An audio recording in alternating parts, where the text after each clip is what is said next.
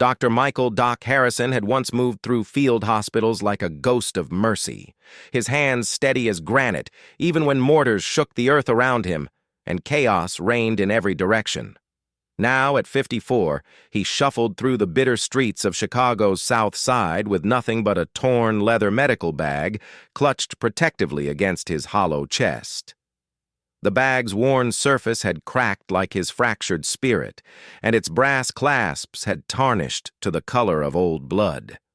Those same hands had once pulled hot shrapnel from a 19-year-old's chest while stationed in the hell of Kandahar, had sutured severed arteries while Apache helicopters thundered overhead and enemy fire crackled through the desert air, had whispered calm, reassuring words to dying boys who called out for their mothers in languages he didn't understand, but whose pain he recognized in every fiber of his being. The weight of 15 years in battlefield medicine lived in every line on his weathered face. "Not all wounds bleed on the outside, Doc." Those had been Private Danny Martinez's final words, spoken through lips frothing with pink blood, while Michael worked frantically over his shattered chest. Danny, barely old enough to legally drink a beer, had thrown himself on the IED blast meant for Michael and 3 other soldiers. The kid had saved 4 lives and lost his own anyway. Despite everything Michael knew about trauma medicine, despite his 15 years of pulling people back from death's threshold, despite his desperate prayers to a God who seemed to have stopped listening to anything Michael had to say, after Danny died in his arms, the tremors started. First, in Michael's surgeon hands during delicate procedures, then in his sleep, jerking him awake with phantom screams echoing in his ears. Finally, in his soul, a deep shaking that no amount of alcohol or medication could quiet. Back in the States, the VA medical system prescribed pills for the hand tremors that made surgery impossible. More pills for the nightmares that left him screaming Danny's name. Pills to help him fall asleep. Pills to help him function during daylight hours. Until Michael couldn't distinguish which wounds belonged to the war and which belonged to his attempts to forget it. His medical license was revoked for impaired practice after he'd shown up to surgery with alcohol on his breath 3 mornings in a row. His wife, Sarah, had packed her bags that same week, tears streaming down her face as she whispered through broken sobs, "I can't watch you disappear anymore, Michael. I can't watch you die in front of me." Now Michael haunted the narrow alleys behind Chicago General Hospital like a restless spirit, close enough to smell the familiar antiseptic that had once been his world, far enough away to remain invisible to the colleagues who had once respected his surgical innovations. This December morning, snow fell from the gray sky like ash from some distant fire. Michael's coat, a relic from his chief residency days at Northwestern, hung loose on his steadily shrinking frame. His boots had developed holes that let in far more than just the bitter cold. His last real meal had been 3 days ago, a peanut butter sandwich from Sister Margaret at the downtown shelter, eaten with hands that hadn't stopped trembling since Danny Martinez had died in his arms. Inside his medical bag, wrapped carefully in an old surgical towel that still smelled faintly of betadine, lay his most precious possessions. A bronze star for valor earned during the siege of Forward Operating Base Chapman. A photograph of Danny Martinez in his dress uniform, taken during basic training when the kid still thought war was about glory and honor, and a letter from Danny's mother, Elena Martinez, written in careful Spanish and broken English, thanking him for trying to save her youngest son. Michael never opened the letter anymore. He'd memorized every word, every loop of her careful handwriting, every tear stain that had smudged the ink. The morning routine was always the same. Michael would position himself behind the hospital's loading dock, close enough to watch the flow of ambulances and emergency vehicles, but far enough to avoid security's attention. He knew the rhythms of the emergency room like a musician knows scales. The quiet hours before dawn, the rush of morning heart attacks and construction accidents, the chaos of Friday night violence that bled into Saturday morning desperation. He'd been watching for 6 months now, studying the new residents who reminded him of his younger self, observing the attending physicians who moved with the confidence he'd once possessed. Sometimes he caught glimpses of Dr. Elena Vasquez, the new trauma chief who'd trained under some of the same instructors Michael had learned from decades ago. But this morning felt different. The air carried a tension that made his war-trained instincts prickle with awareness. That's when the screaming started. From inside Chicago General's emergency department came sounds that Michael recognized from too many forward operating bases and field hospitals. Panic compressed into focused action, organized chaos, multiple voices shouting medical terminology with the rapid-fire precision of combat medicine. Through the emergency room's reinforced glass doors, he could see scrub-clad figures running between treatment bays. Gurneys rushing past with their cargo of human wreckage, the unmistakable choreography of mass casualties unfolding in real time. Michael pressed himself harder against the building's cold brick wall, his heart hammering against his ribs. His hands began shaking with renewed violence. Not here, not today. He couldn't handle watching more people die when there was nothing he could do to help them. Jesus Christ, we need more hands! The voice belonged to Dr. Elena Vasquez as she burst through the emergency department's automatic doors, her blue scrubs already stained with blood and other fluids. Behind her, paramedics and EMTs wheeled in victim after victim from what appeared to be a catastrophic downtown construction accident. Crushed limbs twisted at unnatural angles. Head trauma bleeding onto white sheets. Internal injuries that Michael's trained eye could diagnose from 20 feet away. "Where the hell is everybody else?" shouted a young nurse, her voice cracking with stress. "Half the trauma staff is at the conference in Cleveland. We've got 14 critical patients coming in and only 4 attending physicians." Through the glass, Michael watched the controlled chaos unfold with the eye of someone who'd lived through similar scenes in places where help was hours away and supplies were whatever you could scavenge. A young paramedic, barely older than Danny Martinez had been, struggled under the weight of keeping someone alive while blood soaked through trauma pads faster than they could be replaced. The kid was losing it. Michael could see it in his movements. Chest compressions too rapid, breaking rhythm. Fourth placement, shaky. Classic signs of a medical professional pushed beyond his training and experience. The patient was slipping away while everyone watched. Michael's trembling hands found his medical bag, clutching it like a lifeline. "Not all wounds bleed on the outside, Doc." Danny's voice echoed in his memory, as clear and present as if the kid were standing right beside him. Before conscious thought could interfere with instinct, before doubt could paralyze him with memories of failure, Michael pushed through those familiar doors.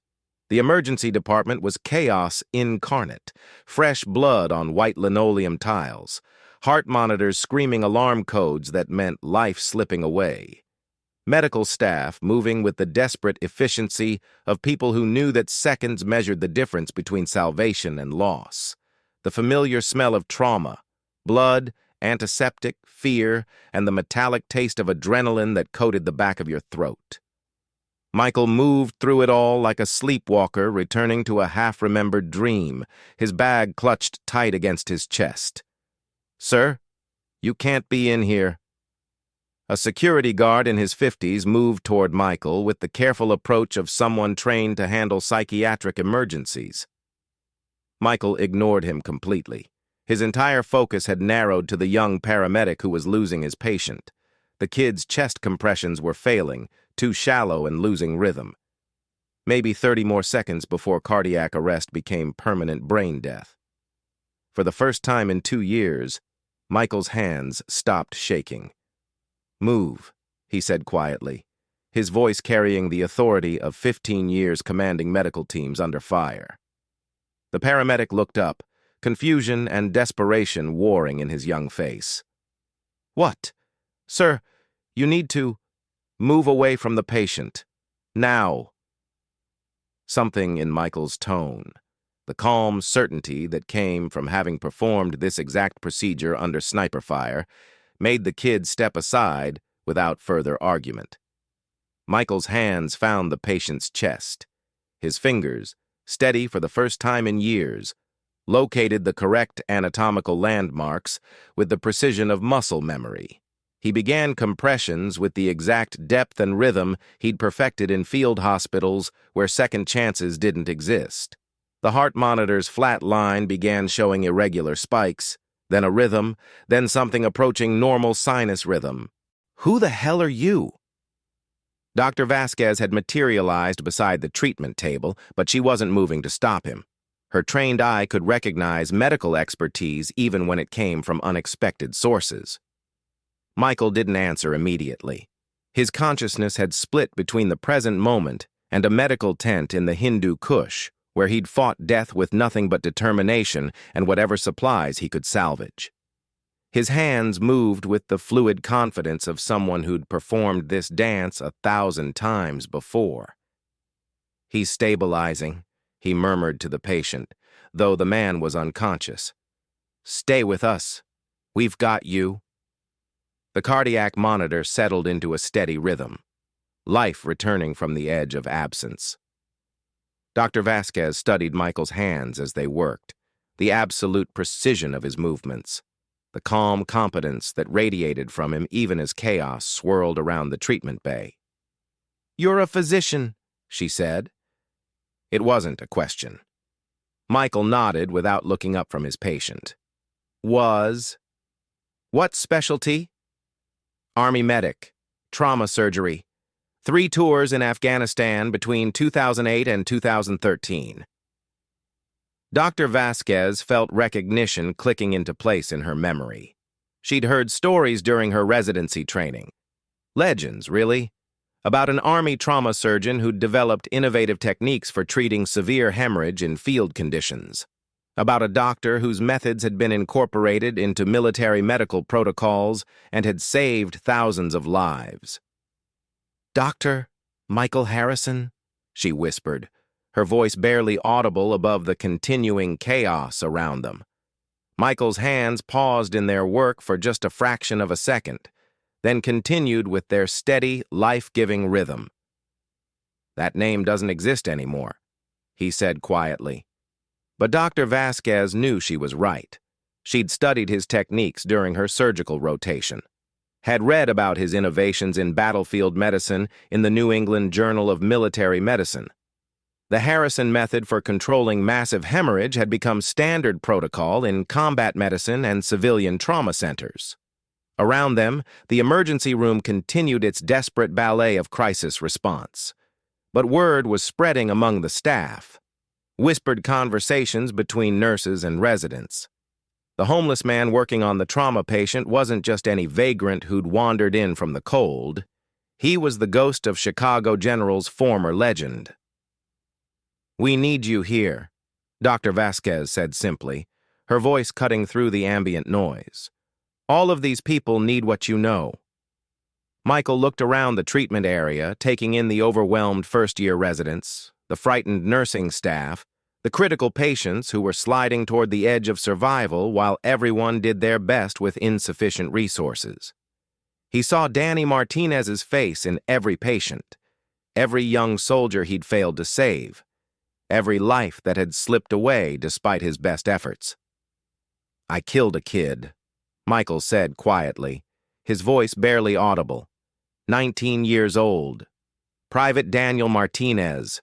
Couldn't save him despite everything I knew. Dr. Vasquez studied his profile, seeing the weight of accumulated trauma in every line of his face. "How many others did you save?" Michael didn't answer her question, but his hands never stopped working. For the next 4 hours, Michael moved through Chicago General's emergency department like resurrection itself.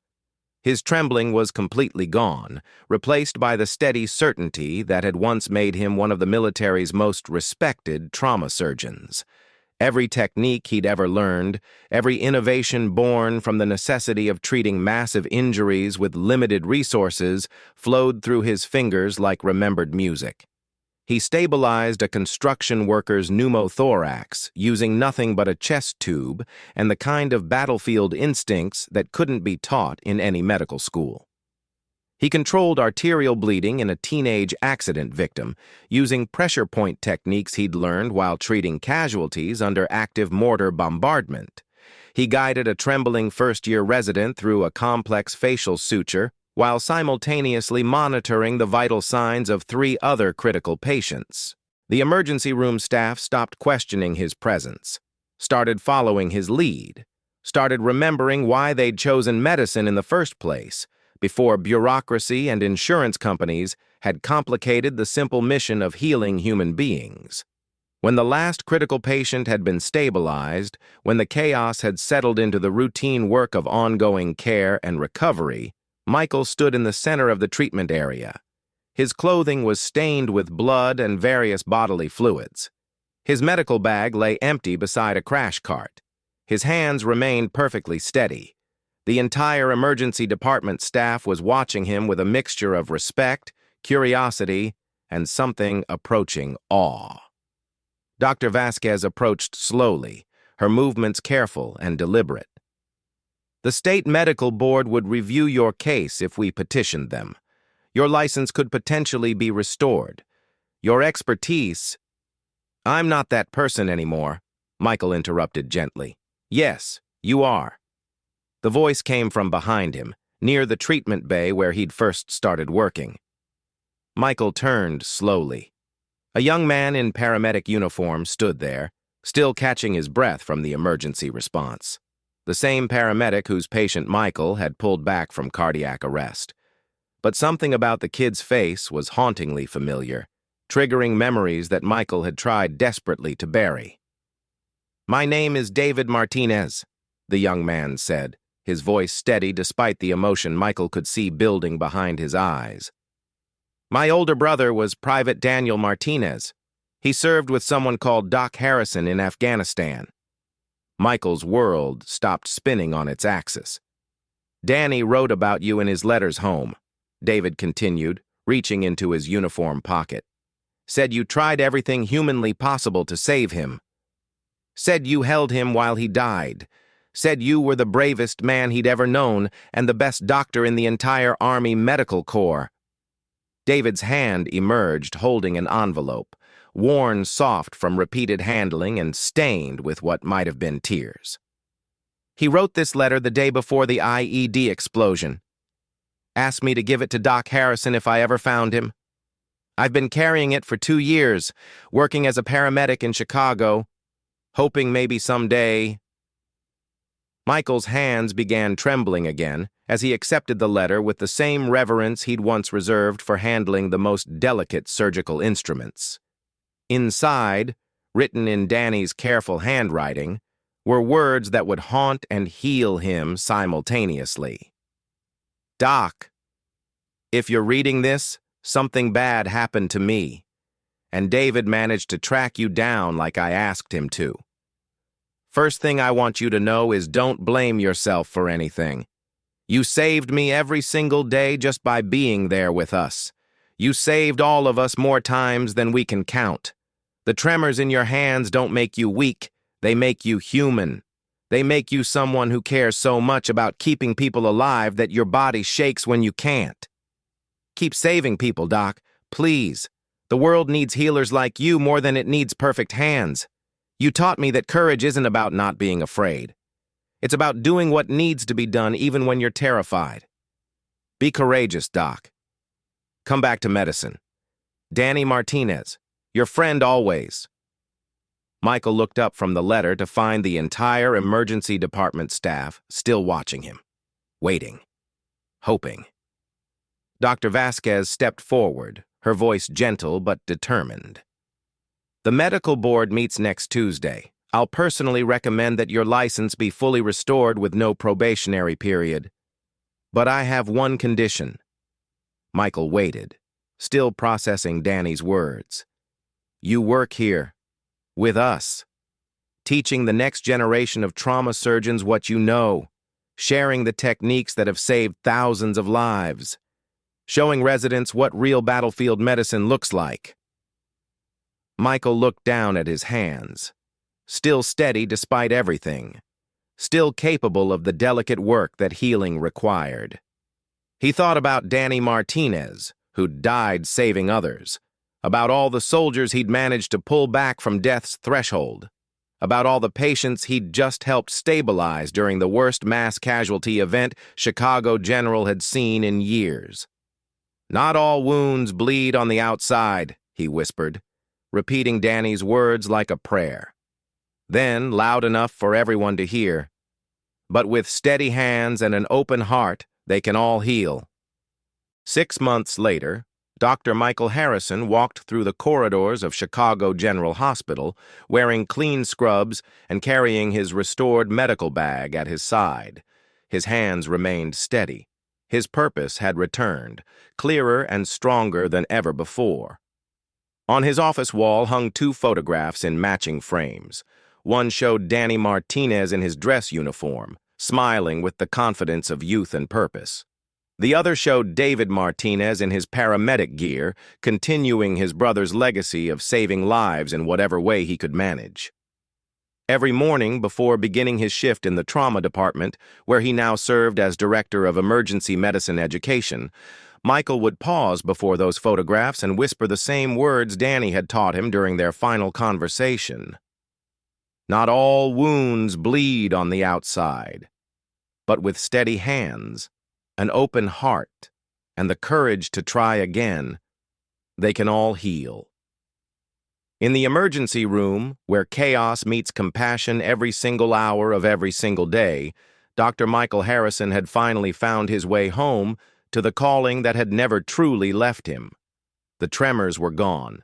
The healing could begin. If this story reminded you that heroes often hide in the most unexpected places, that redemption remains possible for those brave enough to try again, and that sometimes our greatest failures prepare us for our most important victories, hit that like button and subscribe to Arc of Occulto. Because the most broken people are often the ones most capable of healing others, and everyone deserves a second chance to become who they were meant to be.